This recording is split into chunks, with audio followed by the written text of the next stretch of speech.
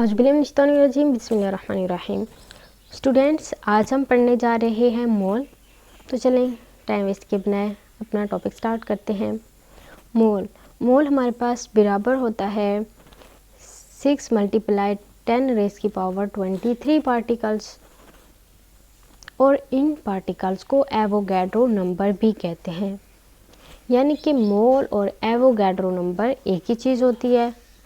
Simple सी बात है। इसकी आपको मैं एक अच्छी सी एग्जांपल देती हूँ। जिस तरह एक दर्जन में 12 अंडे होते हैं, बिल्कुल इसी तरह एक बॉल में 6 × 23 पार्टिकल होते हैं। ठीक हो गया। अगर आपसे कहें एक मोल अंडे, तो फिर आप क्या कहेंगे, कितने अंडे होंगे? तो फिर 6 × 10⁻23 अंडे होंगे। ठीक है, तो आपको पता चल गया मोल क्या होता है। मोल जो है वो एक तादाद होती है। कितनी तादाद होती है? ये वाली तादाद होती है 6 × 10⁻23। अब अगर आप देखें, आपके पास मुख्तलिफ साइज़ के अंडे हैं। आपके पास बड़े अंडे हैं, ठीक है, आप इनका एक दर्जन लें, इनका काफ़ी ज़्यादा वेट होगा, जाहिर सी बात है। और अगर इनका आप वेट करें, ये थोड़े से छोटे अंडे हैं, तो इनका थोड़ा कम वेट होगा बनिस्बत बड़े अंडों की। और अगर आप इनका वेट करें, एक दर्जन छोटे अंडे ने इनका वेट करें, तो इनका वेट बिल्कुल कम होगा due to their size, due to their weight. तो इनका वज़न बहुत कम होगा। अगर इतने पार्टिकल वज़न के लिहाज से बड़े और मास के लिहाज से ज़्यादा है, तो उनका वज़न ज़्यादा होगा। आपके पास 24 अंडे हैं और आपसे कोई पूछे कि ये कितने दर्जन है, तो आप आराम से बता देंगे भाई 2 दर्जन है। कैसे आपको पता चला 2 दर्जन? 24 पे 12 को डिवाइड करेंगे और आपके पास 2 आ जाएगा जवाब, और आप कह देंगे 2 दर्जन है। इसी तरह हमें बहुत सारे पार्टिकल्स दिए जाएंगे और पूछेंगे कि कितने मोल हैं, तो हम इनको डिवाइड कर देंगे तो हमारे पास जवाब आ जाएगा। लेकिन सुने, अब ऐसी रकम को डिवाइड करना कितना मुश्किल है। अंडे तो सिंपल सा है भाई, 12 को 12 पे तकसीम किया। अब ऐसी रकम को लिखें और ऊपर भी ऐसी रकम, तो काफ़ी कम्प्लेक्स हो जाएगा। तो इसके लिए एक सिंपल फार्मूला भी है मोल मालूम करने का। ठीक है, तो वो क्या है? वो हमारे पास है मोल इज़ इक्वल टू शय का दिया गया मास बटा शय का मोलर मास। इस फार्मूले के ज़रिए हम किसी भी चीज़ में मौजूद पार्टिकल्स में मोल्स की तादाद मालूम कर सकते हैं।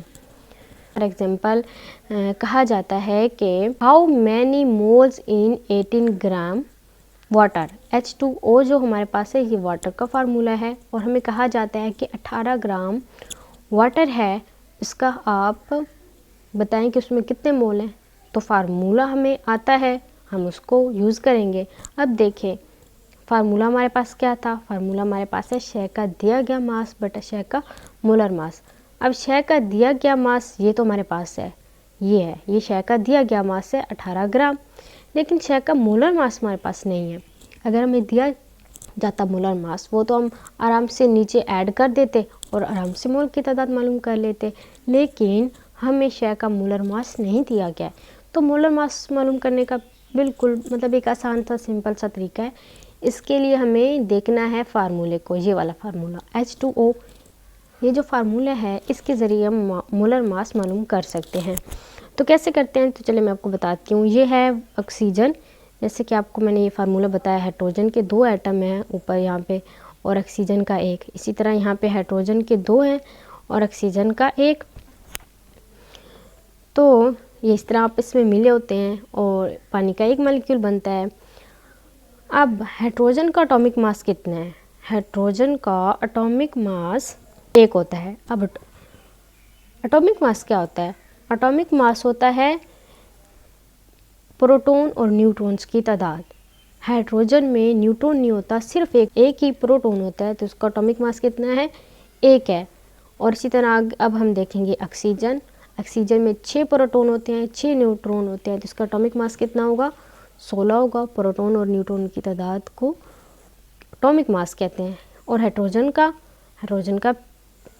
का फिर से 1 होगा। तो फिर इसका हम देखेंगे एटॉमिक मास ऑफ हाइड्रोजन, उसका भी 1 होगा। फिर सबको प्लस करेंगे तो हमारे पास कितना आ जाएगा? 18। तो ये जो 18 है, ये हमारे पास मोलर मास है। तो मोलर मास की तादाद हमने मालूम कर ली, मोलर मास हमने मालूम कर लिया, तो हम इसको फार्मूले में पुट करेंगे। फार्मूला हमारे पास है क्षय का दिया गया मास बटा क्षय का मोलर मास। तो क्षय का दिया गया मास हमारे पास 18 है, जबकि क्षय का मोलर मास अभी हम मालूम करके आ रहे हैं वो भी 18 हैं। तो उनको हम लिखेंगे और डिवाइड करेंगे तो हमारे पास आंसर क्या आएगा, हमारे पास आंसर 1 आएगा। तो पानी के 18 ग्राम में कितने मोल्स होते हैं, 1 मोल होता है। ठीक हो गया। तो आंसर हमारे पास क्या है, 1 मोल है। बुक में इसकी कुछ एग्जांपल्स दी गई हैं। अब हमारे पास है कार्बन के एटॉमिक मास 12 AMU को ग्राम्स में जाहिर करें, यानी कार्बन के 12 gram is equal to carbon का 1 मोल। कुल हमारे पास कितनी है कार्बन, 12 ग्राम, यानी कि क्षय का दिया गया मास ये है। सॉरी सही लाइन नहीं लगी। क्षय का दिया गया मास ये है 12 ग्राम। और यहाँ पे ये जो है AMU ये हमारे पास मोलर मास के इक्वल होता है। जो हमारे पास AMU होता है ये मोलर मास के इक्वल होता है। तो हम 12 इस 12 को ऊपर लिखेंगे क्षय का दिया गया मास, और क्षय का मोलर मास जो नीचे बटा में होता है उसकी जगह पे ये लिखेंगे। तो 12 को 12 पे डिवाइड करेंगे तो 1 जवाब आ जाएगा। तो यहाँ पे है कार्बन का 1 मोल। बिल्कुल इसी तरह नीचे वाली एग्जाम्पल जो मैंने आपको पहले भी प्रैक्टिकल दी है, पानी के मॉलिक्यूलर मास 18 ग्राम है, और 18 ग्राम जो है वो हमारे पास मोलर मास है, और ये कुल हमारे पास है दिया गया मास। तो 18 को 18 पे डिवाइड करेंगे तो 1 मोल, और बाकी भी ऐसी ही एग्जांपल्स हैं। तो हम इस फार्मूले की मदद से मोल्स की तादाद मालूम कर सकते हैं, क्षय का दिया गया मास मालूम कर सकते हैं, क्षय का मोलर मास मालूम कर सकते हैं।